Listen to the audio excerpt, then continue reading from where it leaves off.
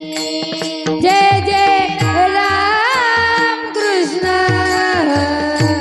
हरी। जय जय राम कृष्ण हरी।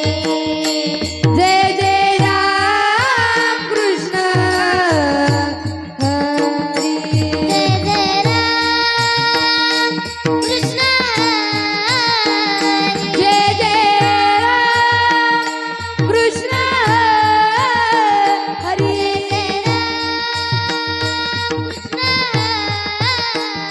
जय जय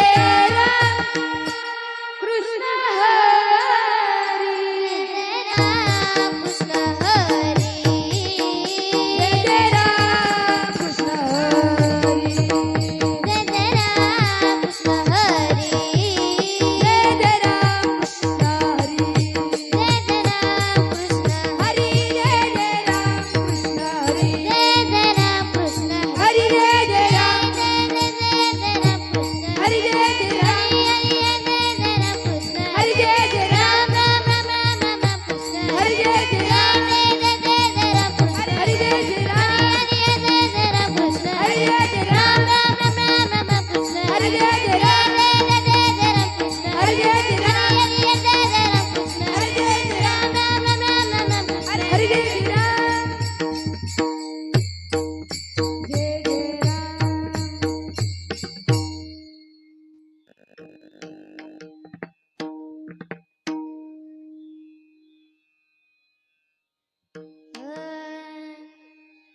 सुंदर ते दान उभे विटेवरी।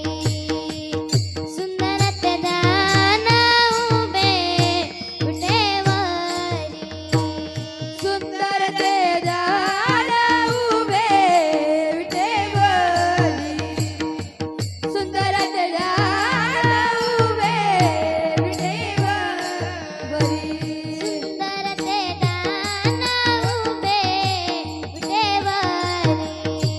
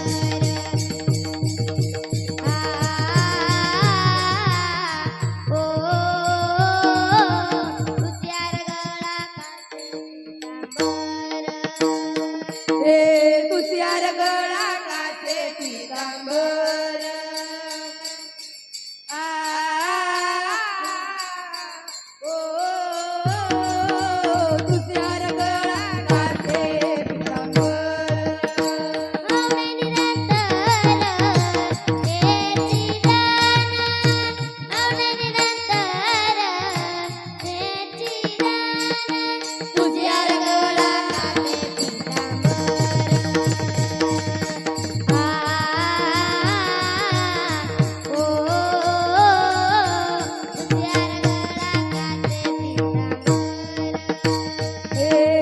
तुझ्यावर गळा घाते पितांबर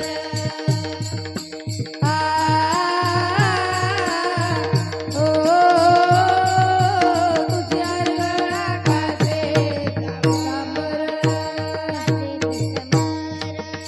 घाते पितांबर तुका मने माझे तुका म्हणे माझे मने तुका माझे म्हणे माझे तुका मने माझे याची सर्व चूक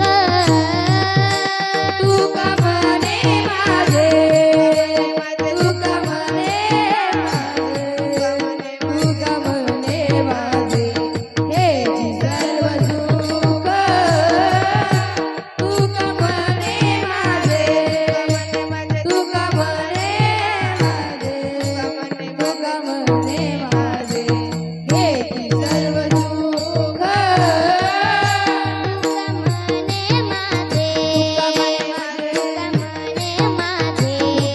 तुका मने माझे याची सर्व सुख तुका मने माझे तुका मने माझे तुका मने माझे याची सर्व सुख तुका म्हणे माझे तुका म्हणे माझे तुका म्हणे माझे हेची सर्व सुख तुका म्हणे माझे तुका म्हणे माझे तुका म्हणे माझे हेची सर्व सुख आईनची मुका आवडीने आईनची मुका आवडीने तुझी आरगळा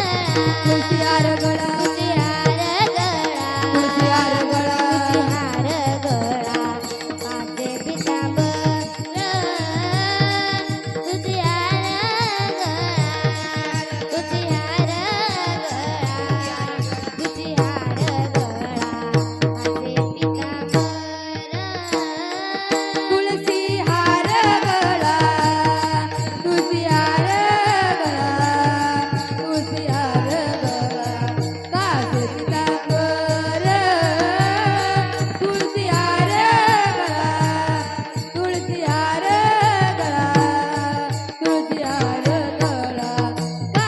तुझी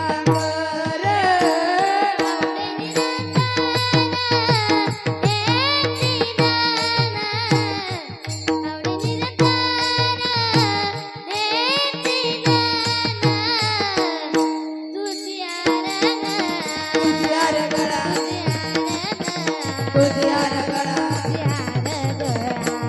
कासे पितांबर तुझी हार गळा तुझी हार गळा तुझी हार गळा तुझी हार गळा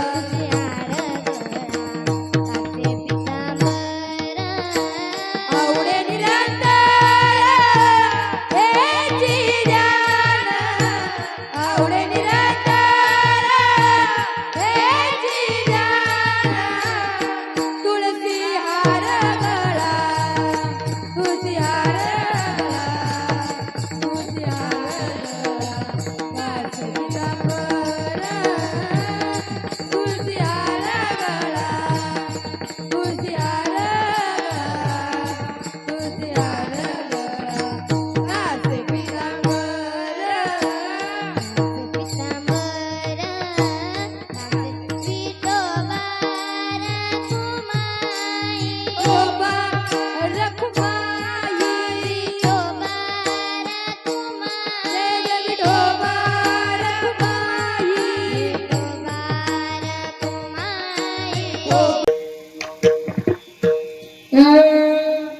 हरी राजा कृष्ण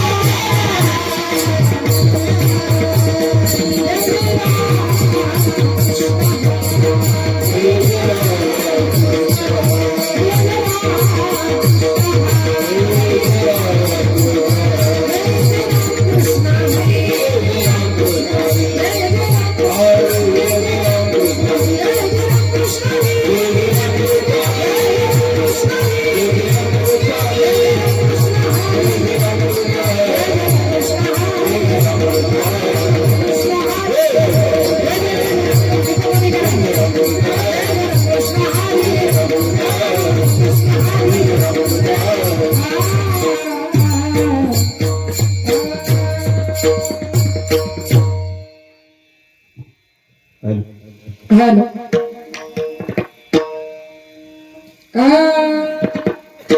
रूप पाहतालो चानी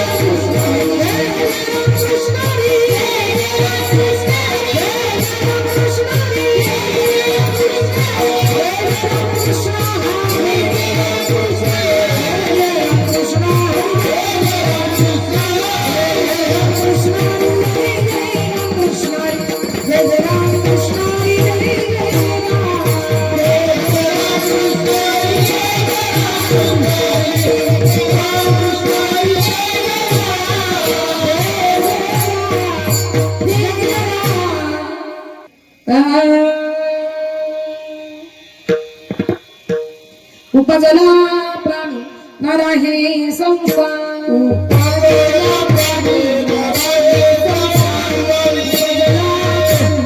नरहि संसार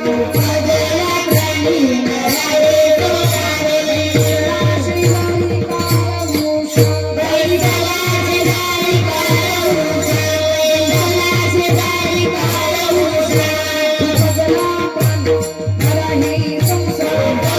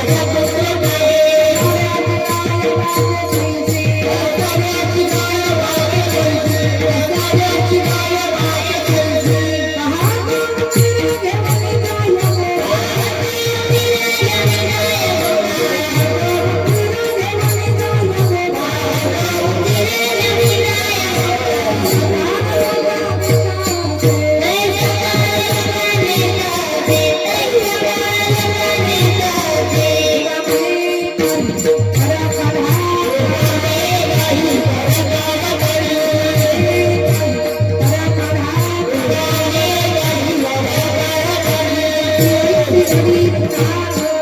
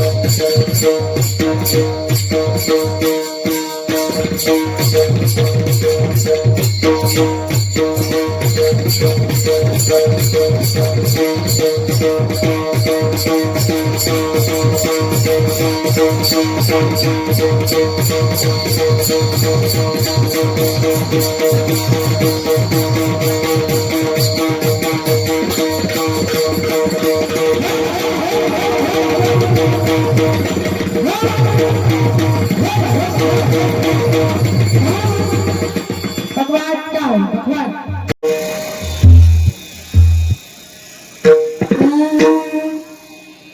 उपजला प्राणी न राहे संसारी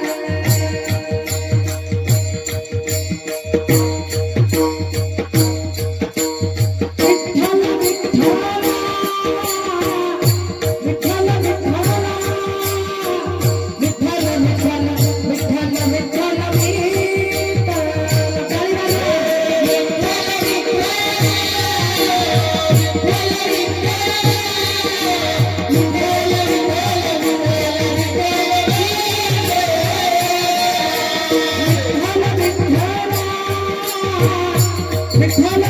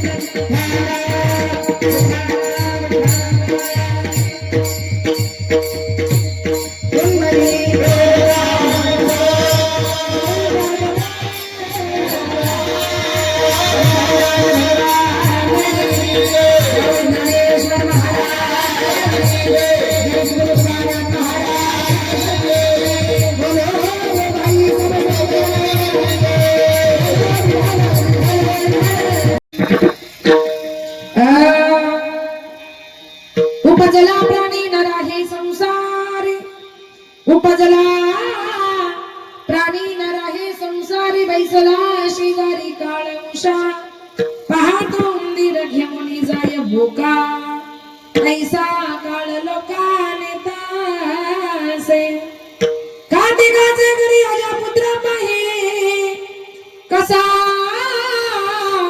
ब्याची गाय वाचे कैसी पाहतो उंदिरा घेऊन जाय भोका कैसा काळ लोका नेतसे तुका म्हणे काही करकडा कडे जाती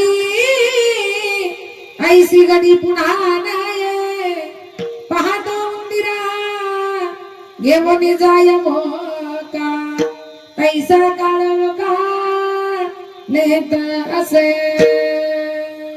पांडुरंगा करू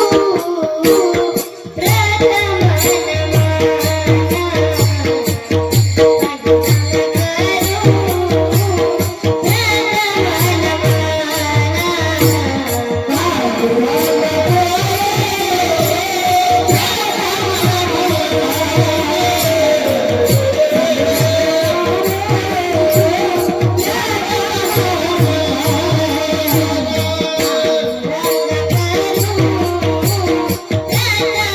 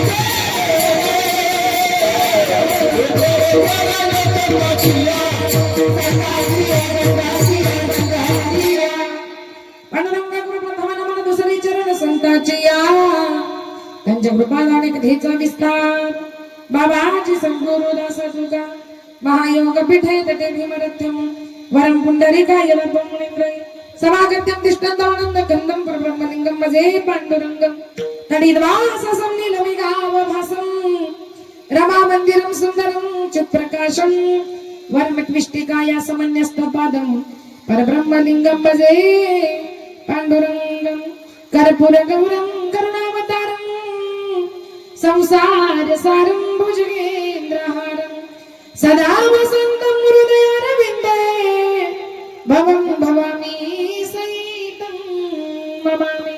नमो सद्गुरु तुकाया ज्ञानदीपा नमो सद्गुरु सच्चिदानंद रूपा नमो सद्गुरु भक्त कल्याण मूर्ती नमो सद्गुरु भास्करा पूर्ण कीर्ती कलावत्य जीवोद्धारावतारं कलांकांकते ज्योति कामोदि वक्रम खलादीशवादा पनोदारः दक्षं समाधिस्तमूर्तिं भजे ज्ञानदेवं मनोजवं मारुततुल्यवेगं जितेन्द्रियं बुद्धिमतां वरिष्ठं वातात्मजवानरयुतं मुख्यं श्रीरामदूतं शरणं प्रपद्ये। हे दुःखभंजन मारुतिनाथन हे दुःखभंजन मारुतिनाथन सुन लो मेरी पुकार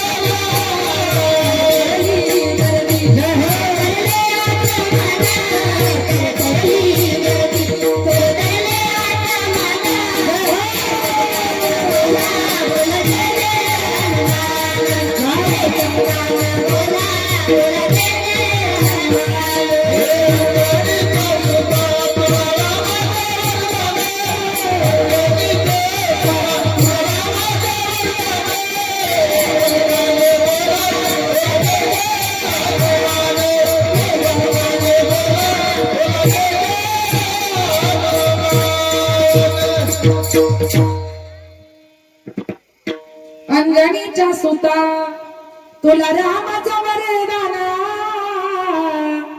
एका मुखाने बोला बोला जय जय हनुमान एका मुखाने बोला बोला जय जय हनुमान ओम ज्ञानेश्वर करुणा करा दयाळा तुमचा अनुग्रह लादलो पावन झालो चराचरी मी कळा कुसरी काही जनिने बोलतो वचनी अति भाविका एका जनार्दनी तुमचा दास त्याची आस पूर्वामी विठ्ठल विठ्ठल विठ्ठल विठ्ठल विठ्ठल विठ्ठल विठ्ठल विठ्ठल विठ्ठल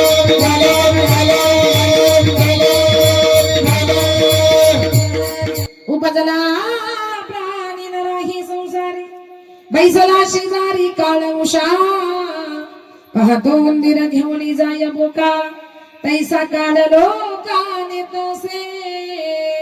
अभंगाला लागण्यापूर्वी या ठिकाणी थोडासा परिहार द्यायचा तो असा. आज या ठिकाणी कैलासवासी गंगा भागीरथी गंगूबाई गैनाजी खिमनर या आईंच्या या माऊलीच्या प्रथम श्राद्धाच्या निमित्तानं पुण्य स्मरणाच्या निमित्तानं तुम्ही आम्ही सर्वजण या ठिकाणी आज आपण या गंगू आईंना भावपूर्ण आदरांजली वाहण्यासाठी श्रद्धांजली वाहण्यासाठी आप्तेष्ट नातेवाईक भावंड सगळे सोयरे परिपाहुणे मंडळी आज या ठिकाणी जमलेला आहात.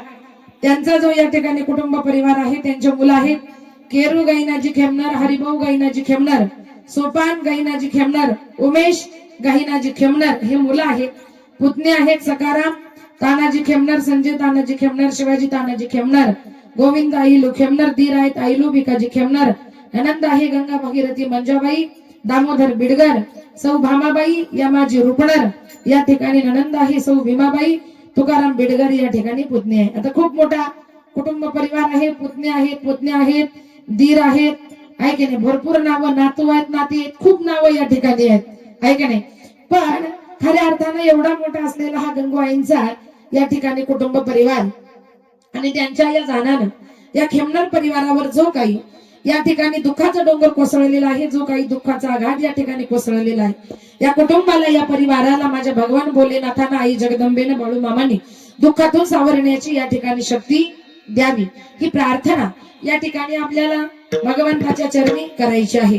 तसेच माझे गुरुवर्य हरिभक्तपरायण विठ्ठल महाराज वागचौरे यांच्या गुरु कृपेने माझे वडील हरिभक्तपरायण वैकुंठवासी भानुदास महाराज गजे यांच्या पवित्र स्मृतीला अभिवादन करून आणि माझे सासरे हरिभक्तपरायण वैकुंठवासी गंगाराम शेठ जाधव यांच्या पवित्र स्मृतीला अभिवादन करून या ठिकाणी सेवेला सुरुवात करूया. लाडकीले कमी संतांची माझवारी कृपा बहुताची अखई चुडा हटियाला अंकन मोती नकाला भाग मुरारी शृंगारीला 84चा सिक्का केला तुका तुकी उतरला 6 नकीचा कौल दिला.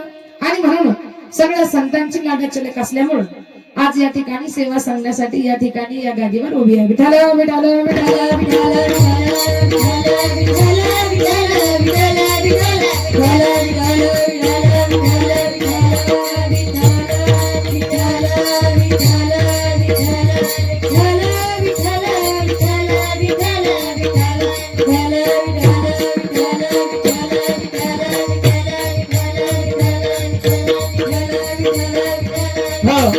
म्हणून बघा सेवेसाठी जो काही निवडलेला अभंग आहे तो कुणाचा आहे? हो जगद्गुरु तुकोबारायांचा आहे.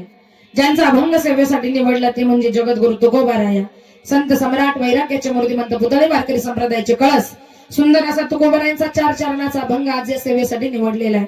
ज्यांचा अभंग सेवेसाठी निवडला त्या तुकोबारायांचा अधिकार खऱ्या अर्थाने किती मोठा आहे, किती मोठा आहे हो. रागवे सागरात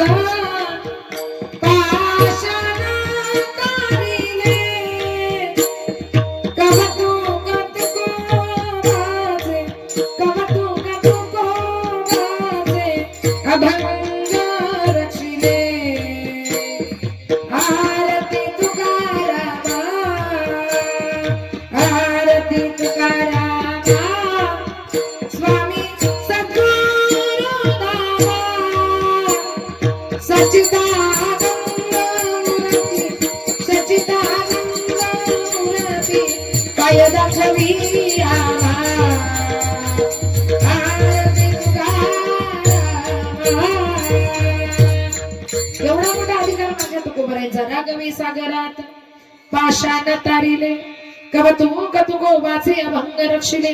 एवढा मोठा अधिकार खऱ्या अर्थाने ज्यांचा ते म्हणजे तुकोबाराया की ज्यांचा गाथा इंद्रायणीमध्ये बुडवल्यानंतर बुडाला नाही तर तो कुठे तरंगला? पाण्यावर. उदका माझी वया ठेवोनी कोरड्या दाखविणे रोकड्या विश्वजना. एवढा मोठा अधिकार खऱ्या अर्थाने ज्यांचा आहे ते म्हणजे माझे जगद्गुरु तुकोबाराया ज्यांनी आपला माथा सुधरवण्यासाठी खऱ्या अर्थाने गाथेची निर्मिती केली. जो गाथेचं पारायण करेल त्याचा जीवनामध्ये माथा सुधारल्याशिवाय राहणार नाही. एवढा मोठा अधिकार आहे त्या गाथेचा आहे का नाही. तो ज्यांनी लिहिला ते म्हणजे माझे जगद्गुरु तुकोबारायांचा एक एक अभंग घ्या आणि एक एक अभंगाचा जर खऱ्या अर्थानं अर्थ पाहिला ना तर आपल्या जीवनाचा उद्धार करणारा खऱ्या अर्थाने एक एक अभंग या ठिकाणी माझ्या तुकोबारायांनी लिहिलेले आहेत। असा म्हणजे खऱ्या अर्थानं तुकोबारायांचा तुकाराम गाथा म्हणजे ज्याला पाचवा वेद म्हणून आज तुकाराम गाथ्याकडे पाहिलं जातं आणि पाचवा वेद ऋग्वेद, यजुर्वेद, सामवेद, अथर्ववेद आणि त्यामध्ये पाचवा वेद म्हणजे आमच्या तुकाराम गाथ्याचा खऱ्या अर्थानं उल्लेख केला जातो। एवढा मोठा अधिकार ज्यांचा आहे ते म्हणजे माझे जगद्गुरु तुकोबाराया आणि त्यांचा अभंग आज सेवेसाठी निवडला। बरं बघा या अभंगाला तुकोबाराया काय म्हणतात, उपजला प्राणी नरा हे संसारी बैसला शेजारी काळा मुषा। तुकोबाराया म्हणतात उपजला म्हणजे जन्माला आला। जो जो या संसारामध्ये जन्माला आला तो या संसारामध्ये राहत नाही। का राहत नाही? कारण बैसला शेजारी काळ उषा। तुमच्या आमच्या उषाला कोण बसलाय? यमराजा बसलाय, काळ बसलाय। तो कधी येईल आणि तो कधी नेईल बाबा हो याची काही गॅरंटी नाही, शाश्वती नाही। आपण म्हणतो काल आम्ही दोघांनी गप्पा मारल्या, रात्री 10 वाजता हॉटेलला जेवलो, तो घरी गेला, मी घरी गेलो आणि सकाळी गेला। आहे का काळाचा नियम? तो काळ केव्हा येईल आणि केव्हा नेईल हे काही सांगता येत नाही। मग काहींनी महाराजांना प्रश्न केला, महाराज तुम्ही सारखं सांगता यमराजा नेतो काळ नेतो, यमराजा नेतो काळ नेतो, मग तुमचा यमराजा आम्हाला कसा नेतो? दुसऱ्या चरणामध्ये दृष्टांत दिला, पाहतो उंदिरा घेऊनी जाय बोका तैसा काळ लोका नेतासे। तुकोबाराय म्हणतात जसा बोका किंवा मांजर, तुमच्या घरात उंदीर आहे ना, पहिला म्हणजे उंदीर, जसा बोका किंवा मांजर उंदरावर झडप घालतं आणि वेळ आली ना असं पकडतं का पकडल्यावर एका क्षणाची सुद्धा हालचाल करू देत नाही, तसं तुमचं आमचं भरलं की तो काळ त्या उंदराप्रमाणे, त्या मांजराप्रमाणे, त्या बोक्याप्रमाणे अशी झडप घालतो का आपल्याला सुद्धा एका क्षणाची सुद्धा हालचाल करू देत नाही, असा काळ नेतो। मग काही जण म्हटले महाराज तुमचा काळ नेतो कसा नेतो हे कळालं, पण तो यमराजा आम्हाला न्यायचं केव्हा बंद करेल? तिसऱ्या चरणामध्ये खाटिकाचे घरी अजा पुत्र पाहे कसा ब्याची गाय वाचे कैसी। काय खाटिकाच्या घरी राहिलेला बोकड किंवा कसाब्याच्या घरी दावणीला बांधलेली गाय खाटीक बोकडाला कधी सोडून देईल? कसाई गाईला कधी सोडून देईल? जोपर्यंत मुख्या प्राण्याचे जीव जायचे थांबत नाही तोपर्यंत काळ तुम्हाला आम्हाला नेल्याशिवाय राहणार नाही। या गोष्टी जोपर्यंत थांबत नाही तोपर्यंत काळ तुम्हाला आम्हाला नेल्याशिवाय राहणार नाही। म्हणून तुकोबाराया म्हणतात बाबा हो तुम्हालाही मरायचंय मलाही मरायचंय, जायचं सगळ्यांनाच आहे। मग आतापासून काय करा, काढी करा, घाई करा। का? कारण गेलेली वेळ, गेलेली घडी खऱ्या अर्थानं परत पुन्हा येणार नाही, म्हणून घाई कशाची करायची? तर या प्रपंचाला, या संसाराला नामस्मरणाची जोड देण्याची घाई करायची। तुका म्हणे काही करा काढी जाती ऐसी घडी पुन्हा नये। काढी करा बाबा, घाई करा बाबा, आई वडिलांची सेवा करा, भगवंताचं भजन करा, दान करा, धर्म करा, मला वेळ नाही असं म्हणायचं नाही। आपण म्हणतो काय सांगू महाराज, इथं यायचं होतं, त्या कीर्तनाला मला जायचं होतं पण मला वेळ मिळाला नाही, मला भजनाला जायचं होतं पण मला वेळ मिळाला नाही। बाबा आई त्या वेळेचा सदुपयोग करा, कारण गेलेला दिवस, गेलेली रात्र, गेलेला तास, गेलेला मिनिट, गेलेला सेकंद परत जीवनामध्ये खऱ्या अर्थानं कधीच परत येत नाही। म्हणून मी नेहमी सांगते का क्षणाक्षणानं विद्या मिळवा आणि कणाकणानं धन मिळवा। क्षणैक्षैव कणैक्षैव विद्या अर्थ साधय क्षणत्यागे कुतो विद्या कणत्यागे कुतो धन। म्हणून विद्या मिळवा, धन मिळवा, दान करा आणि क्षणामध्ये खऱ्या अर्थानं माझ्या भगवंताचं काय करा, भजन करा। कारण गेलेली वेळ जीवनामध्ये खऱ्या अर्थानं परत येत नाही, कारण भगवंताच्या भजनाला काळ वेळ खऱ्या अर्थानं काही लागत नाही। तुमचं आमचं काय घेऊन बसले, काळ वेळ नाम उच्चारिता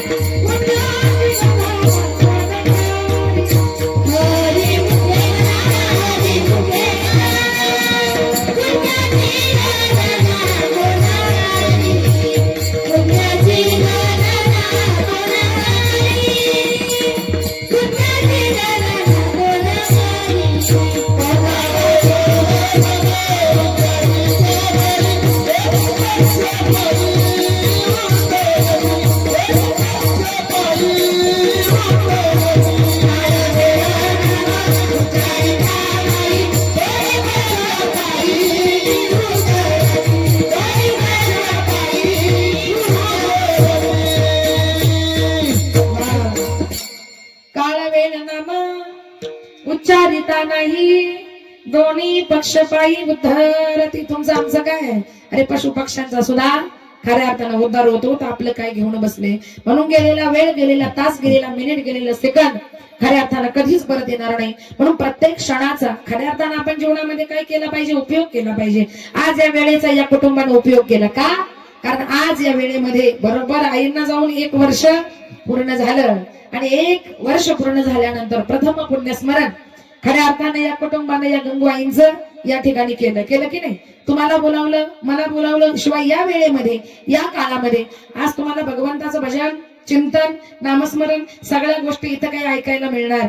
आज या कुटुंबाच्या हातून, आज या सगळ्या बंधूंच्या हातून ब्राह्मण बोलावून पिंडदान झालं, मला बोलावून ज्ञानदान होणार आणि ज्ञानदान झालं की शेवटी त्यांच्या सगळ्यांच्या हाताने या ठिकाणी अन्नदान सुद्धा होणार आहे. म्हणजे आज या काळाचा, या वेळेचा, या खऱ्या अर्थाने या खेमनर परिवारानं अतिशय सुंदर असा उपयोग आज या ठिकाणी करून घेतलेला आहे. कारण का? आई वडिलांचं श्राद्ध या ठिकाणी करणं ही खऱ्या अर्थाने काळाची काय आहे हो? गरज आहे. तुम्ही जिवंतपणे सेवा केली नाही केली मला माहित नाही, तुम्ही जिवंतपणे सेवा केली नाही केली मला माहित नाही, पण इथून मागे जर कळालं नसेल, आई बाबाची सेवा करायचं समजलं नसेल, इथून मागे सेवा झाली नसेल, तर इथून पुढे तरी सुधरा आणि आई वडील गेल्यानंतर श्राद्धाच्या दिवशी श्राद्ध करा, पिंडदान करा, अन्नदान करा, ज्ञानदान करा. का करा? कारण नाही ना तुम्ही जिवंतपणे सेवा केली तर गेल्यानंतर सुद्धा वरून आई वडील काय बघतात? वरून आई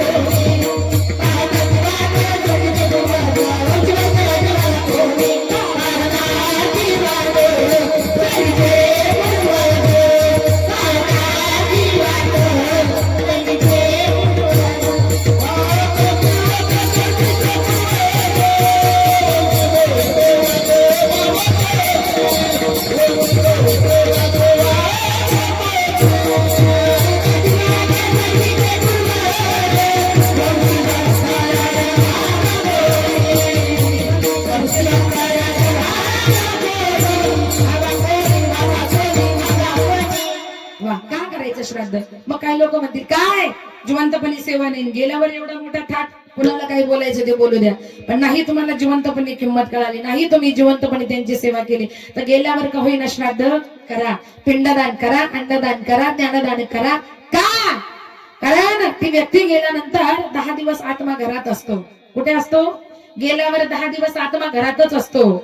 ऐक नाही, एकदा का 13वा झाला का 13व्याच्या दिवशी तो आत्मा खऱ्या अर्थाने घराच्या बाहेर निघतो आणि या ब्रह्मांडामध्ये भ्रमण करतो. कुठपर्यंत? 13वा ते श्राद्ध तो आत्मा या ब्रह्मांडामध्ये खऱ्या अर्थाने भ्रमण करत असतो.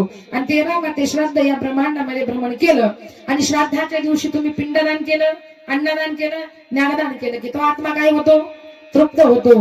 कारण ते वरून वाट बघतात, पाहता ती वाट स्वर्गीचे पूर्वज वंशी भक्तराज व्हावा कोणी. म्हणजे जरी आपली आई गेली तरी तुकोबारायांच्या एका अभंगाप्रमाणे असं म्हणतात की उडाली पक्षिणी गेली अंतराळी, चित्त बाळा जवळी ठेवोनी. जसं ती पक्षिणी आपल्या लेकरासाठी उंच आकाशामध्ये भरारी घेते आणि अन्न मागण्यासाठी, घेण्यासाठी, अन्न मिळवण्यासाठी ती धडपड करते, उंच आकाशामध्ये उडते, पण तिचं चित्त कुठे आहे? आपल्या पिलापाशी. तशी आई या जगामधून गेली, आई या विश्वामधून गेली, 1 वर्ष झालं तरी खऱ्या अर्थानं आपल्या आईचं चित्त, आपल्या आईचं मन कुठं असतं? खऱ्या अर्थानं लेकामध्ये, लेकीमध्ये या ठिकाणी गुंतलेलं असतं. आणि म्हणून ते गेलेले मायबाप वरून वाट बघतात, पाहता ती वाट स्वर्गीचे पूर्वज वंशी भक्तराज व्हावा कोणी. माझ्या कुळात असा एखादा मुलगा केव्हा जन्माला येईल का जो माझ्या नावानं पिंडदान करेल, अन्नदान करेल, ज्ञानदान करेल, याची वाट कोण पाहतं? गेलेले माईबाप वरून पाहतात. जर तुम्ही श्राद्ध नाही केलं तर ते वाट बघतात, आणि जर श्राद्ध केलं, जर तुम्ही श्राद्ध केलं तर तेच माईबाप तुम्हाला मला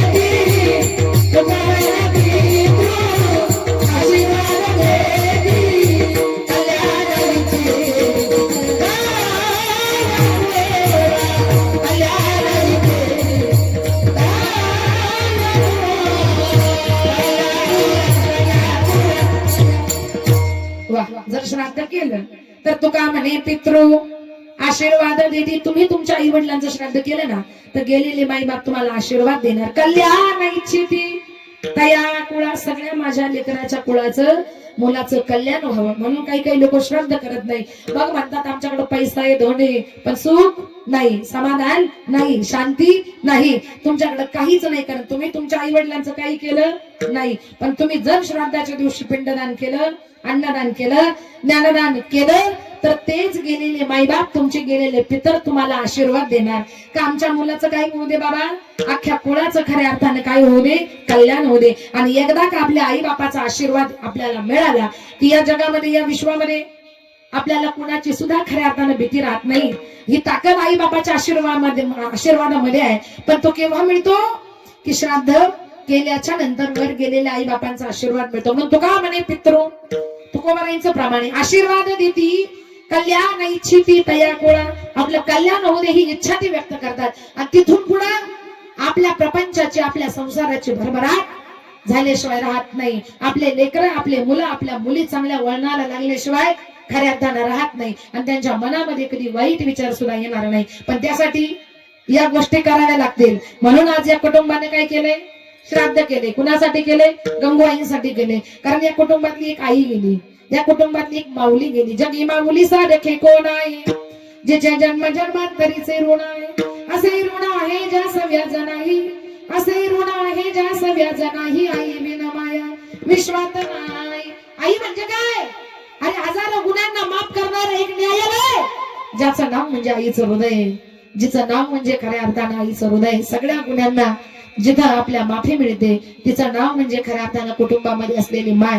मुलगा वाईट वागू द्या, मुलगा चांगलं वागू द्या, मुलगा पिऊन येऊ द्या, तरी मुलाच्या चुका पोटात घालणारी माय नाही. हो माझं लेकरू असं करणार नाही, त्यानं केलं ना तरी मुलाची बाजू घेऊनच बोलते. तिचं नाव म्हणजे माय. मला बोलले बसले तरी चालते, पण माझं लेकरू सही सलामत राहिलं पाहिजे. कायम आपल्या पाठीशी उभी असणारी खंबीरपणानं खऱ्या अर्थानं जर कोण असेल तर तिचं नाव म्हणजे कुटुंबामध्ये असलेली माय आहे. म्हणून म्हणतात की ज्या आईनं आयुष्यभर आपली बाजू घेतली, ज्या आईनं आयुष्यभर आपला सांभाळ केला, ज्या आईनं आयुष्यभर आपल्या चुका खऱ्या अर्थानं तिच्या पोटामध्ये या ठिकाणी तिने घालण्याचं काम केलं, आयुष्यभर आपल्याला सावरलं, आयुष्यभर आपल्याला वावरलं, आपलं लग्न झालं, आपल्याला मुलं आले, आपले मुलं सांभाळण्याचं काम सुद्धा तुमच्या आईनं केलं, नातवंडांना सांभाळायचं काम आईनं केलं. अख्खा प्रपंच संसार आमच्या आई बापानं आम्हाला उभारून दिला. आम्हाला कसलं टेन्शन नाही, कसली चिंता नाही, कसली काळजी नाही. जे केलं ते आमच्या आईनं केलं, जे केलं ते आमच्या खऱ्या अर्थानं बापानं केलं. कारण बाबा आई ती आई आहे. आणि अशी आई एकदा का गेली ना, असं म्हणतात दगाड गेलेला सूर्य परत उगवेल, डोंगर आड गेलेला सूर्य परत उगवेल, पण माती आड गेलेली माय तुमच्या माझ्या जीवनामध्ये कधीच परत येणार नाही, कधीच परत येणार नाही, कधीच परत येणार नाही. अशी आई एकदा का गेली ना परत बाबा हो तिचं तुम्हाला कधी दर्शन होणार नाही. म्हणून माझं म्हणणं आहे का ज्या आईनं प्रेम दिलं, ज्या आईनं माया दिली, ज्या आईनं 9 महिने 9 दिवस गर्भामध्ये वागवलं, ज्या आईच्या पोटामध्ये आपण होतो, मुलगा आहे का मुलगी आहे हेही माहित नाही, काळा आहे का गोरा आहे हेही माहित नाही तरी स्वतःच्या गर्भावर माझ्या पोटामध्ये बाळ आहे की नाही, मला व्यवस्थित राहिलं पाहिजे म्हणून स्वतःच्या गर्भाची काळजी करणारी माय, जिला माहित नाही मुलगा होणार का मुलगी होणार, जिला माहित नाही होणारा मुलगा काळा आहे का गोरा आहे का मुलगी आहे, तरी सुद्धा स्वतःच्या गर्भावर लेकरावर जी जन्माला येण्याच्या आधीपासून मनापासून प्रेम करते बाबा, तिचं नाव म्हणजे कुटुंबामध्ये असलेली माय. आणि अशी आई ज्या दिवशी कुटुंबातून जाते ना, आज मी सांगेन ही माऊली गेली, आज रडत बसण्यापेक्षा आज एक काम करा, आज या आईची आनंदानं ओटी भरा, आज या आईची काय करा, आनंदानं ओटी भरा. आणि आईला एकच सांगा, ही आई पुढचा जन्म घ्यायची वेळ आली ना, तर पुढच्या जन्मात सुद्धा आई म्हणून तूच हवी आहेस, आई म्हणून तूच हवी आहेस, आई म्हणून तूच हवी आहेस. अग म्हणून म्हणतो आनंदानं भरावी तुझी ओटी, अग म्हणून म्हणतो आनंदानं भरावी तुझी ओटी, पुन्हा एकदा जन्म घ्यावा बाई तुझे पोटी, पुन्हा एकदा जन्म घ्यावा बाई तुझे पोटी, तुझ्या चरणी अग तुझ्या चरणी, अग तुझ्या चरणी ठेवली माता धरव तुझं पाय, मने तिच्यामध्ये दिसती माझी माय, ते दिसती माझी माय, ते हंबारून वासराने थाटती जवळ गाय, तवा मने तिच्यामध्ये दिसती माझी माय, ते दिसती माझी माय. लहान होतो मी मला काही कळत नव्हतं, पण आमच्या शेजारच्या आया बाया आजही ती कहाणी सांगतात. आया बाया सांगत होत्या होतो जवाताना, आया बाया सांगत होत्या होतो जवाताना, दुष्काळात मायेच्या मध्ये आटला होता कान्हा, दुष्काळात मायेच्या मध्ये आटला होता कान्हा. अरे माझ्या मायेचा पाना आटला होता ना, तेव्हा दूध नसायचं, ते लेकरू डसकं सांगायचं, त्यावेळेला माझी आई गव्हाच्या बाजरीचं पीठ घ्यायची, त्या पिठामध्ये पाणी टाकायची आणि दूध बनवून खऱ्या अर्थानं त्या लेकराला पाजायची.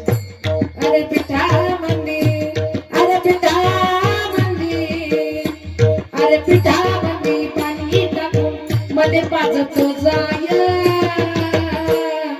तवा मले तिच्यामध्ये दिसती माझी माय, ते दिसती माझी माय, ते हमार असरले चाटती जवा गाय, तवा मले तिच्यामध्ये दिसती माझी माय, ते दिसती माझी माय. दारू पिऊन बाबा जवा मायला माझ्या मारे, दारू पिऊन बाबा यायचा, आईला मारायचा, एवढा मारायचा बाबा आईला. काहीची अवस्था व्हायची कसा यानं, दामणीला बांधलेलं काही प्रमाण. आज बायकोवर हात उचलून बघा, घटस्फोट, कोर्ट कचेऱ्या, भांडणं तंडण, आज दोघंही एकमेकाला मारतात. आजचं जीवन काही सोपं राहिलं, तेव्हा नवरा बायकोला मारायचा, पण तिची बोलायची सुद्धा खऱ्या अर्थाने हिंमत नव्हती. का? कारण माझे लेकर आहे, काही झालं तरी माझं लग्न झालंय, माझा पती आहे, माझा परमेश्वर आहे. आणि दारू पिऊन बाप यायचा, आईला मारायचा, हिची अवस्था व्हायची. कसा या ना दामणीला बांधलेलं काही प्रमाण, पण इकडचा शब्द तिकडं नाही का, तिकडचा शब्द इकडं नाही. माहेरात कधी आईला गाणं नाही, कधी बाबाला गाणं नाही, की कधी भावाला गाणं नाही, सगळं माझी आई एकटी निवडपणे सहन करायची. का? माझे लेकर खऱ्या अर्थाने लहान लहान आहे, आणि मी जर अशीच वागले आणि मी जर अशी निघून गेले तर खऱ्या अर्थानं माझ्या लेकरांचं काय होईल हा विचार जिच्या मनामध्ये होता तीच नाव म्हणजे माय. आणि आज फक्त हात उचलून बघा, आज कोर्ट कचेऱ्या, घटस्फोट, भांडणं तंडणं, किती अवघड परिस्थिती आहे. काय त्या काळातल्या महिला होत्या, काय सहनशीलता होती, काय समजूतदारपणा होता. दारू पिऊन बाबा जवा मायला माझ्या, काबियानं थरथरे लागे तिले धाप, थरथर कापायची, धाप लागायची, तिची अवस्था कसा याच्या, अरे कसा याच्या, अरे कसा याच्या दावणीनं बांधली जशी गाय, तवा मले तिच्यामध्ये दिसती माझी माय, दिसती माझी माय, ते हमार वासराने चाटती जवा गाय, तवा मले तिच्यामध्ये दिसती माझी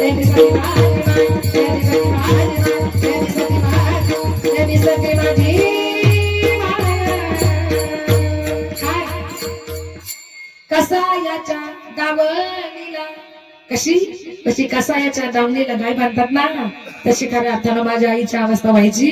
पण इकडचा शब्द इकडे नाही तिकडे नाही. आज जर एवढीशी गोष्ट घडली तर फोन करून सगळीकडे सांगितलं जातं. जाता की नाही, सासूने असं केलं, सासऱ्यानं तसं केलं, नवऱ्यानं असं केलं, धीरानं असं केलं, जावानं असं केलं, भायानं असं केलं. काय महिला होत्या पहिल्या, कारण त्या जुन्या महिला होत्या. त्यांच्यामध्ये सहनशीलता होती. महिला मंडळ, आपल्या अंगामध्ये सहनशीलता खऱ्या अर्थानं पाहिजेच, आहे का नाही? कारण बाईच्या जातीचं शील म्हणजे काचेचं भांड असतं. कसं असतं?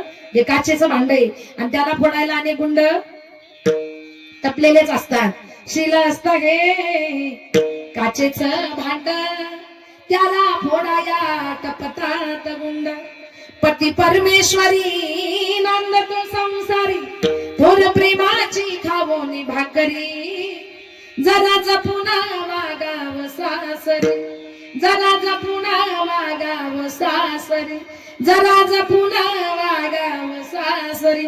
प्रत्येक बाईनं जपून वागलं पाहिजे. अशा त्या काळातल्या महिला होत्या. एवढी सहनशीलता आपल्या आयांच्या अंगामध्ये होती, आहे का नाही? एवढी परिस्थिती बिकट, आहे का नाही? तरी सुद्धा स्वतःच्या लेकरासाठी कधी घराच्या बाहेर निघून गेली नाही, कधी सोडून गेली नाही. का?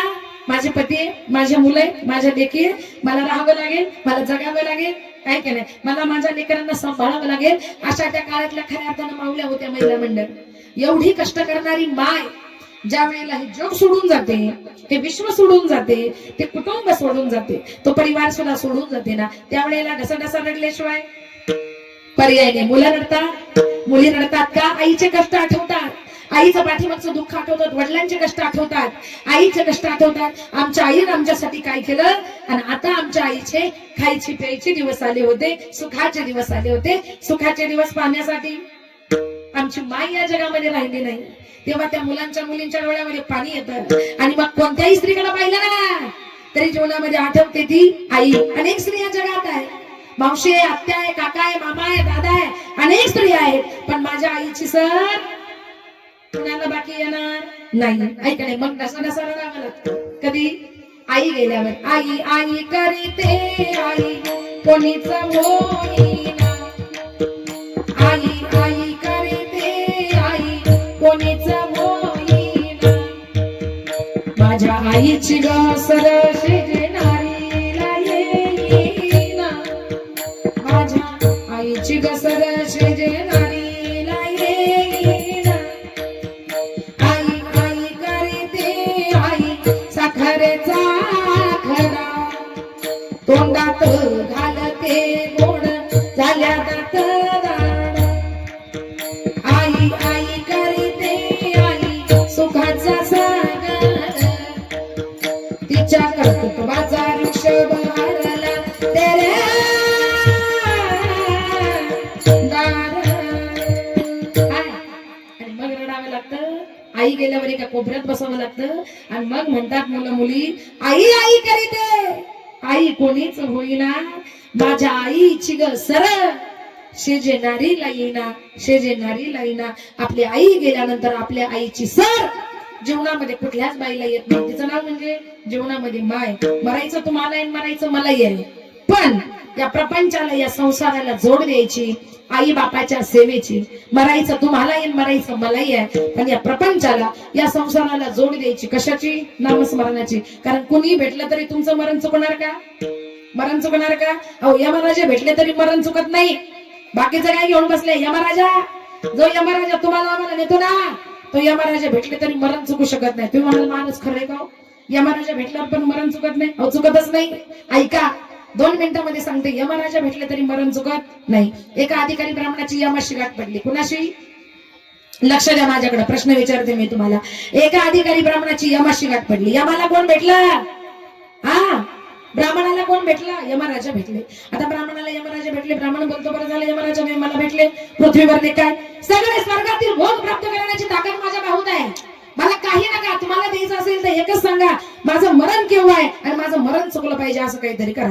यमराजा म्हटले, ए बाबा ब्राह्मणा, मी जरी यमराजा असलो ना तरी मरण चुकवणं हा प्रश्न काही माझ्या अधिकाराचा नाही बाबा. मी तुझं मरण चुकू शकत नाही. पण ब्राह्मणाने एवढा आग्रह केला, एवढा आग्रह केला, काही करा पण माझं मरण चुकलं पाहिजे. यमराजा म्हटलं, पण ब्राह्मणा तुझा अधिकार मोठा आहे. तुझे 4 वेद पाठ आहे, 6 शास्त्र पाठ आहे, 18 पुराण पाठ आहेत, आहे का नाही? सगळं आहे बाबा, पण तरी सुद्धा मरण चुकवणं हा प्रश्न माझ्या अधिकाराचा नाही. पण मी तुला एक सांगतो का मी तुझं मरण चुकू शकत नाही, पण तुला मरायच्या अगोदर 3 पत्र पाठवीन. किती? मरायच्या अगोदर मी तुला 3 पत्र पाठवीन. त्या ब्राह्मणाला एवढा आनंद झाला का मरायच्या अगोदर मला 3 पत्र येणार आहे. आतापासून कशाला भजन, कशाला पूजन, कशाला कीर्तन, कशाला काकडा, कशाला हरिपाठ करायचा का? कारण अंतकाळी ज्याच्या नामाले मुखा तुका म्हणे सुखा पार नाही, तुका म्हणे सुखा पार नाही. अंतकाळी जरी भगवंताचं नाम मुखाला आलं तरी त्याच्या सुखाला तोटा नाही. जर मरते समय देवाचं नाम तोंडात आलं तर सुखाला तोटा नाही. मग आतापासून कशाला वेळ घालायचा भगवंताच्या भजनामध्ये? म्हणून त्यानं सगळं सोडलं, भजन सोडलं, पूजन सोडलं, काकडा सोडला, हरिपाठ सोडला आणि फक्त कसोटीने प्रपंच आणि प्रपंच करायला लागला. काय करू लागला? प्रपंच. का? कारण मला यमाचे 3 पत्र येणार आहे आणि एकदा काही यमाचं पहिलं पत्र आलं का पहिल्या पत्रापासूनच देवाचं भजन करेल आणि तिसऱ्या पत्रापर्यंत किती होईल. म्हणून त्यानं सगळं सोडलं आणि सगळं सोडून दिल्यानंतर काय झालं बघा, ज्या वेळेला सगळं सोडलं आणि सगळं सोडल्यानंतर एके दिवशी त्या ब्राह्मणाचं वय 75 वर्षाचं झालं. 75 वर्षाचं वय झालं ना अचानक एके दिवशी यमराज त्याच्या दारात येऊन उभी राहिली. याने यमाला पाहिलं. हा म्हणतो, "ओ यमराजा, तुम्ही तर म्हटलं होते ना का मरायच्या अगोदर 3 पत्र पाठवीन, एकही पत्र पाठवलं नाही, डायरेक्ट मला न्यायला आले कसे?" त्यावेळेला यमराज म्हणतो, "ए बाबा, मी खोटं बोलणार नाही, मी तुला 3 पत्र पाठवले म्हणे, पण तुला माझ्या एकही पत्राचा अर्थ कळाला नाही."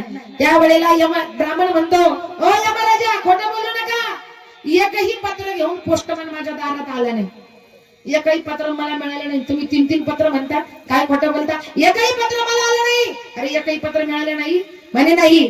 आणि मग त्यावेळेला यमराजा सांगू लागले, "एकही पत्र तुला मिळालं नाही." आता बघा यमराजा त्या ब्राह्मणालाच काय, तुम्हाला, मला, आपल्या सगळ्यांना जी जी माणसं म्हातारी होतात त्या प्रत्येकाला यमराजा किती पत्र पाठवतो? किती पत्र पाठवतो? 3. खाली बसलेले तुम्हाला आले का यमाचे पत्र? आले का? आले असले तर हा म्हणा, नाही तर नाही म्हणा. सोपं आहे ना. तुम्हाला आले का यमाचे पत्र? नाही, तुम्ही नाही म्हणता. आता मी सांगितल्यावर कळेल कोणाला किती आले, कोणाला किती आले आणि कोणाचे किती यायचे राहिले आणि त्याच्यावरून आपलं आयुष्य किती शिल्लक राहिलं याची जाणीव तुम्हाला नक्कीच झाल्याशिवाय राहणार नाही. ते म्हटले, "ए बाबा, मी तुला 3 पत्र पाठवले, पण तुला माझ्या एकही पत्राचा अर्थ कळाला नाही." म्हणे, "नाही कळलं तर तुम्ही सांगा." त्यावेळेला यमराजा सांगू लागले, "बघ ब्राह्मणा, मी तुला पहिलं पत्र पाठवलं बाबा, कुठलं? का तुझ्या डोक्याचे काळे केस हळूहळू पांढरे व्हायला लागले. ज्या अर्थी तुझ्या डोक्याचे काळे केस पांढरे व्हायला लागले त्या अर्थी तू कसा होत चालला? म्हातारा होत चालला. आणि ज्या अर्थी म्हातारा होत चालला त्या अर्थी तू एक ना एक दिवस जाणार आहे, मरणार आहे. आता तरी भगवंताचं भजन कर." त्यावेळेला आपण विचार केला, कोण म्हणता माझे केस पांढरे झाले म्हणजे लगेच म्हातारा झालो आणि म्हातारा झालो म्हणजे लगेच मरायला लागलो का? अजिबात नाही. केस पांढरे झाले ना, केसांमुळे म्हातारा दिसतो ना. कुठे गेला? दुकानात जातो, केस काला आणला, पांढरे केस अरे वा काळे केले आणि काळे करून आरशासमोर उभा राहिला. अरे आता माझ्या डोक्याचे पांढरे केस काळे झाले, मी चांगला हँडसम दिसायला लागलो, मी चांगली ब्युटिफुल दिसायला लागले, मी चांगला सुंदर दिसायला लागलो. तेव्हा मी म्हातारा दिसत होतो केस पांढरेमुळे, पण आता केस काळे केल्यामुळं तुम्हीच तुम्हाला तरुण दिसायला लागले आणि तुम्हाला म्हातारपणाचा काय पडला? विसर पडला. हे यमराजानं पाठवलेलं आपल्याला पहिलं पत्र आहे. दुसरं पत्र यमराजानं आपल्याला पाठवलं की बाबा, तुझ्या डोळ्यांना दिसायला नजर कमी पडली बाबा, तुला दिसायला कमी पडलं. ज्या अर्थी तुला दिसायला कमी पडलं त्या अर्थी एक दिवस आंधळा होशील आणि आंधळा झाला ना की पुढे काही दिसणार नाही, पुढे काही दिसलं नाही का एका जागी बसून खंगून खंगून विचार करून करून तुझ्यावर मरायची वेळ येईल. त्यावेळेला आपण विचार केला, कोण म्हणता मला दिसत नाही म्हणजे मी लगेच आंधळा झालो आणि आंधळा झालो म्हणजे लगेच मरायला लागलो का? दिसतच नाही ना, तर डोळ्यांचाच प्रश्न आहे ना. कुठे गेला? डॉक्टरकडे गेला, दोन्ही डोळ्याचं ऑपरेशन केलं, भला मोठा काळा चष्मा काळा गॉगल डोळ्यावर बसून घेतला, घरी आला, घराच्या ओट्यावर बसला आणि समोरच्या डोंगराकडे पाहायला सुरुवात केली काळ्या चष्म्यामधून. अरे यार, या चष्म्यामधून अजून या डोंगरावर काय चरतंय ते दिसतंय. गाय आहे का, बैल आहे का, म्हैस आहे का, शेळी आहे का, मेंढी आहे? अरे इथून मला डोंगरावरचं दिसायला लागलं म्हणजे आता मला चांगलं दिसायला लागलं. मी काही आंधळा राहिलो, मी काही म्हातारा राहिलो नाही. आणि चष्मा लावल्यामुळं तुम्हाला काय दिसायला लागले? तरुण दिसायला लागले आणि म्हातारपणाचा तुम्हाला विसर पडला. हे यमराजानं आपल्याला पाठवलेलं दुसरं पत्र. आणि तिसरं पत्र यमराजानं आपल्याला पाठवलं की बाबा रे, तुझ्या तोंडातले दात हळूहळू पडायला सुरुवात झाली. ज्या अर्थी तुझ्या तोंडातले दात पडायला लागले त्या अर्थी एक एक पडेल आणि गेला की तोंडात काही राहणार नाही आणि तोंडात काही राहिलं नाही की अन्न चावता येणार नाही आणि पोटात अन्न गेलं नाही का उपाशी पोटी मारावं लागेल. त्यावेळी आपण विचार केला कोण म्हणतं मला दात नाही म्हणजे खाता येणार नाही, दातच नाही ना, खायचाच प्रश्न आहे ना, कुठे गेला? डॉक्टरकडे गेला, तोंडामध्ये दाताचं बचाव बसून घेतलं, घरी आला रपारप खायला सुरुवात केली. आणि ज्या अर्थी मला खाता येतंय त्या अर्थी माझ्या पोटात अन्न जायला लागलं आणि ज्या अर्थी माझ्या पोटात अन्न जायला लागलं त्या अर्थी आता मी काही लगेच मरणार नाही, लवकर मरत नाही. हे यमराजानं आपल्याला पाठवलेलं तिसरं पत्र आहे का नाही? कितवं? तिसरं पत्र. म्हणजे विचार करा, यमराजा म्हणू लागले ब्राह्मणा बाबा मी तुला 3 पत्र पाठवले पण तुला माझ्या 3ही पत्राचा अर्थ काही कळाला नाही, परिणामी मी तुला नेल्याशिवाय राहणार नाही. पहिल्यांदा भजन आहे पण मरते समयी भजन नाही, पूजन नाही, कीर्तन नाही, नामस्मरण नाही. शेवटी त्याला तसंच जावं लागलं. दृष्टांत माझा संपला. ब्राह्मणाला कोण भेटलं? यमराजा भेटले, तरी ते त्याचं मरण चुकू शकले नाही. मग तुम्हाला आम्हाला कुणी भेटलं तर आपलं तरी चुकल का? आपला तेवढा अधिकार आहे का? चुकू शकत नाही. फक्त आता एकच येतून घ्यायचं का आता आपल्याला किती पत्र आले आणि किती यायचे.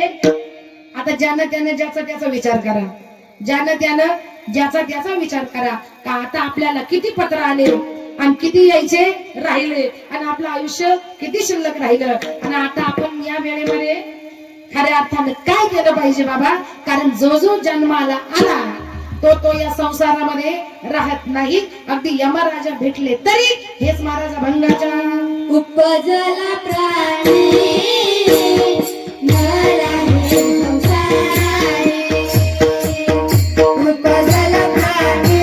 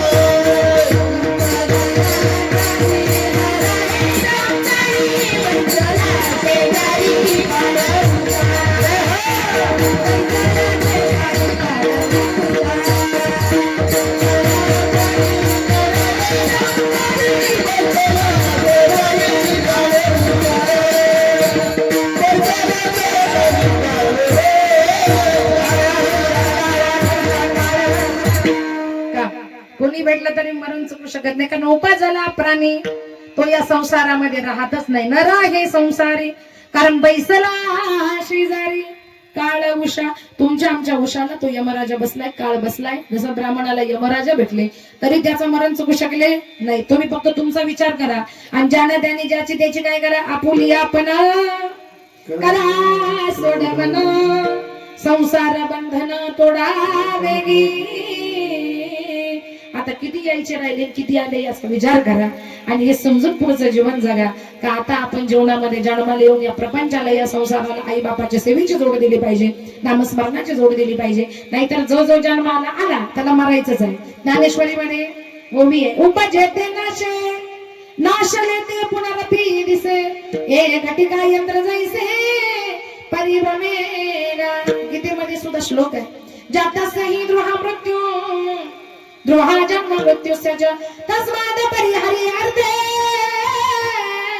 न त्वं शुचि तुमहसि जो जो जन्माला त्याला मरायचंच आहे आई बापाच्या सेवेची जोड द्या भगवंताच्या भजनाची जोड द्या मग तुम्ही कोणत्याही देवाचं भजन करा माझं त्याच्याशी घेणं देणं नाही रामाचं करा कृष्णाचं करा विठ्ठलाचं करा बिरोबाचं करा म्हसोबाचं करा बाळू मामाचं करा तुम्हाला खंडोबाचं करा तुम्हाला जो देव आवडेल आपुला तो एक देव करुणी घ्यावा तेने विना जीवा सुख नोहे त्याशिवाय या जीवाला सुखच नाही बाबा त्यासाठी तुम्हाला एकच देव मानावा लागेल भक्ती करायची ना माझ्या बिरोबाची करा भक्ती करायची तुम्हाला माझ्या बाळू मामाची करा का कारण बाळू मामाची भक्ती खऱ्या अर्थाने जीवनामध्ये जन्म लिहून केली पाहिजे माझे बाळू मामा म्हणजे कोण तुम्हाला वाटतं शिवाजी महाराज वेगळे महादेवजी वेगळे बाळू मामा वेगळे अरे एकच आहे ऐका नाही शिवशंकराचा तू अवतार हाती घेऊन भवानी तलवार नर राक्षसाचा करुणी संहार धरणी मातेचा तू केला उद्धार तेच महादेवजी शिवाजी महाराजांच्या रूपाने आले तेच महादेवजी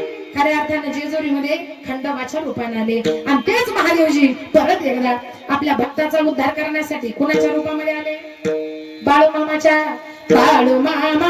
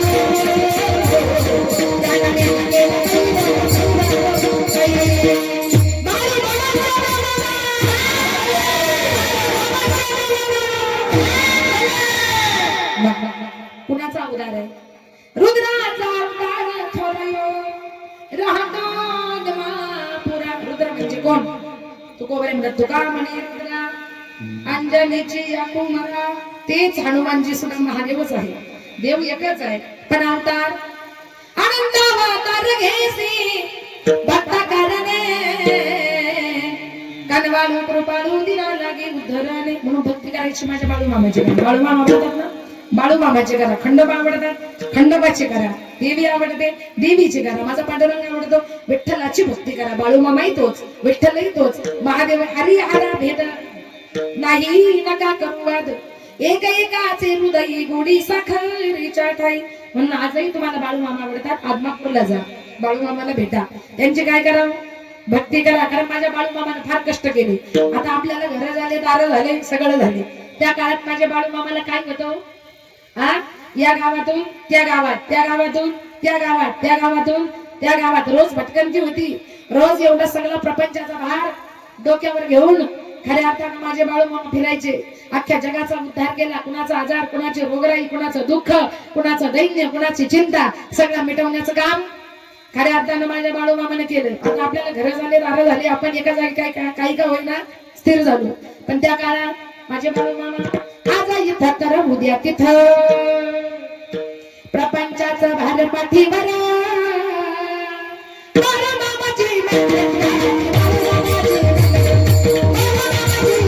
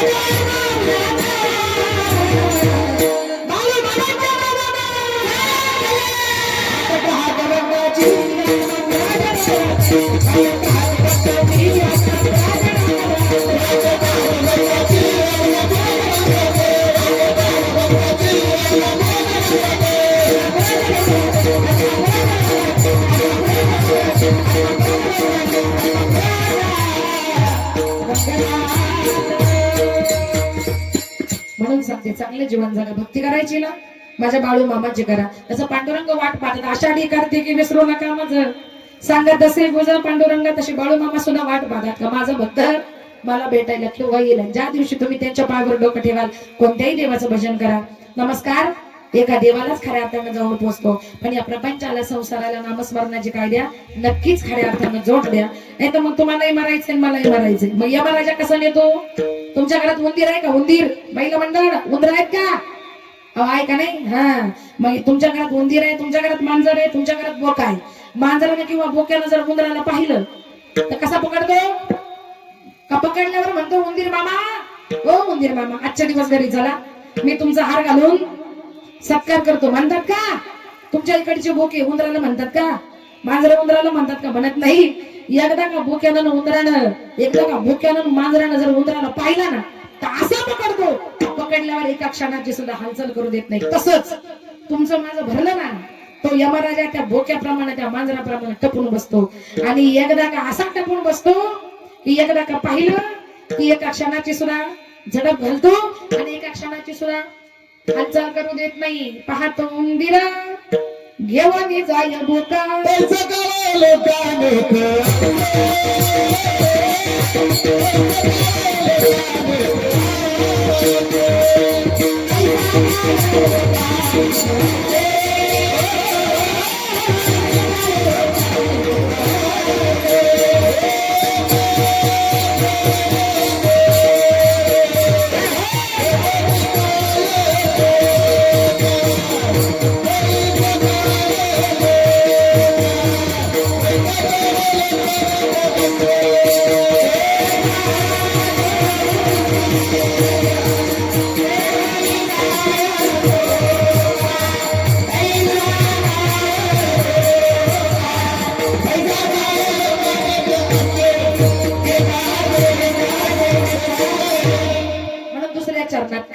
कसा नेतो पाहतो उंदीर फक्त दृष्टांत दिला घेऊन जाय बोका तैसा काळ लोका नेता असे तसा काळ आपल्याला नेतो म्हणून तुम्हालाही मारायचे आणि मलाही मारायचे पण कसं म्हणा भगवंताचं भजन करून म्हणा आणि एकदा सगळ्यांनी भजन करा विठोबा रखुमाई चला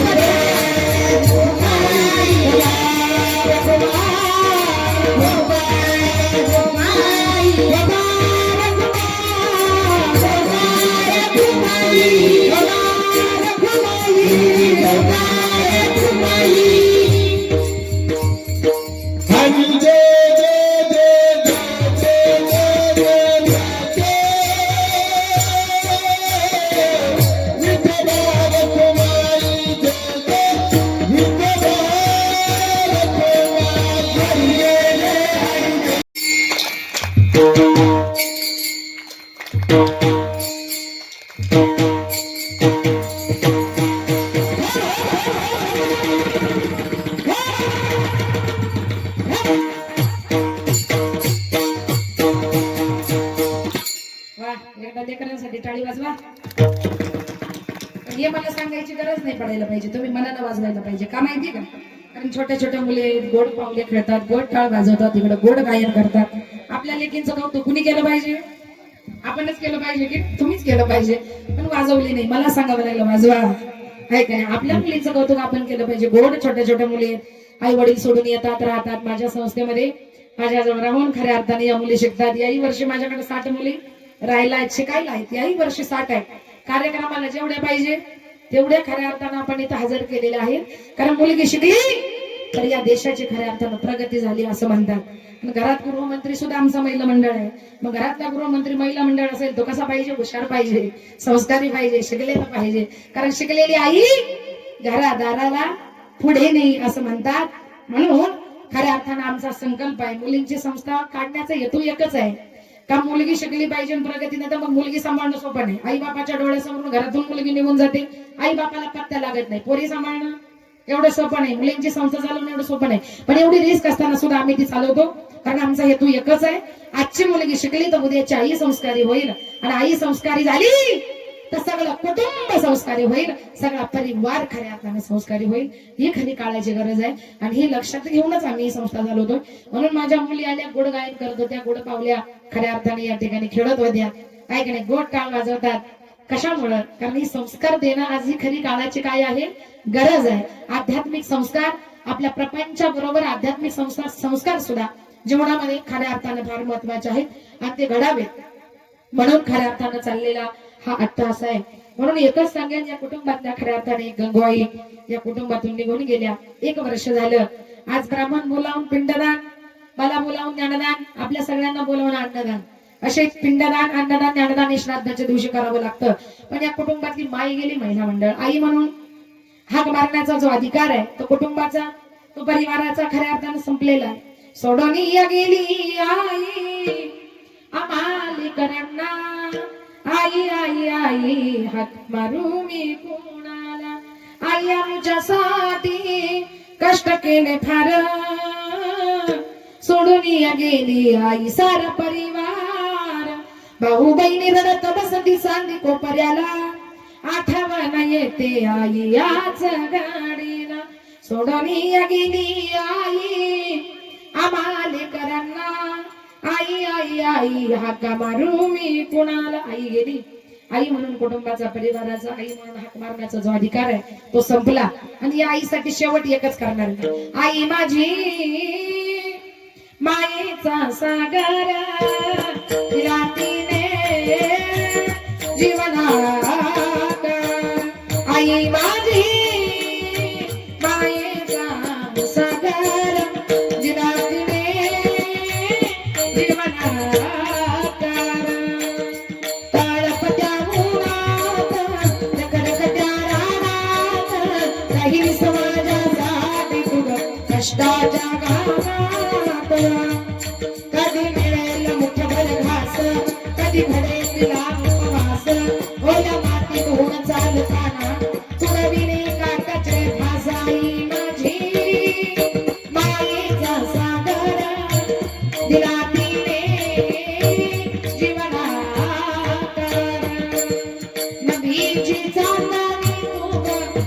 सुंदराची कोर शीतल तुझी छाया मला हवी जीवनभर तुझ्या शीतल छायेमध्ये उभा आयुष्य जगेन आई देवापाशी नीर आई तुलाच ग मागेन आई माझी मायेचा सागर दिला तिने जीवना आकार किती हे बोला आईवर कमीच पडेल त्या आईच्या कष्टाचं या वडिलांच्या कष्टाचं खऱ्या अर्थानं आजचीच झालं कारण आई वडिलांनी असे मुलं जन्माला घातले काही वडील गेल्यानंतर ज्यांनी श्राद्धाच्या दिवशी आज पिंडदान अन्नदान ज्ञानदान केलं म्हणजे आज या माऊलीच्या आत्म्याला स्वर्गामध्ये सद्गती मिळाल्याशिवाय राहणार नाही शेवटचा निरोप पतंगा रे पतंगा थोडा तरी थांबशील का आई माझी देवा घरी निरोप तिला देशील का आज आहे आई माझा वाडा दिवासा